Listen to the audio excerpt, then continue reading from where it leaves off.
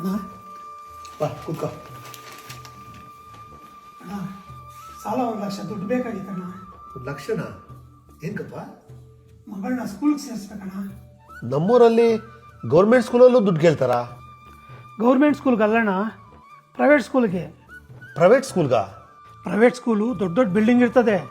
Private ಸ್ಕೂಲಲ್ಲಿ AC room, AC bus ಎಲ್ಲ ಇರ್ತದೆ. ಸ್ಕೂಲ್ ಹಂಗೈತೆ.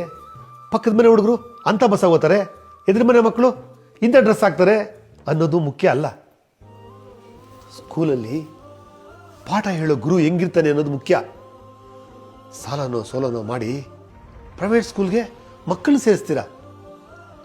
ಪ್ರೈವೇಟ್ ಸ್ಕೂಲಲ್ಲಿ ಓದೋ ಮಕ್ಕಳು ನೋಡೋ ಮುತುವರ್ಜಿ ಗೌರ್ಮೆಂಟ್ ಸ್ಕೂಲಲ್ಲಿ ಓದೋ ಮಕ್ಕಳನ್ನ ಯಾಕೆ ನೋಡಲ್ಲ?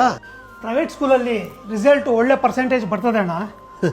ನೋಡು, ಈ ಪ್ರೈವೇಟ್ ಸ್ಕೂಲ್ನವರು 85-90% ಬರೋ ಚೆನ್ನಾಗಿ ಓದೋ ಹುಡುಗರನ್ನೇ ಸ್ಕೂಲ್ಗೆ ಅಡ್ಮಿಷನ್ ಮಾಡ್ಕೊಳ್ಳೋದು.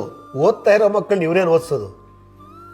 ಅದೇ ಸರಿಯಾಗಿ ಓದದೇ ಇರೋ ಮಕ್ಕಳನ್ನ ಡಿಸ್ಟಿಂಕ್ಷನ್ನು, ರ್ಯಾಂಕು ಅಂತ ಮಾಡೋ ತಾಕತ್ತಿರೋದು ಸರ್ಕಾರಿ ಶಾಲೆಗಳಿಗೆ ಮಾತ್ರ.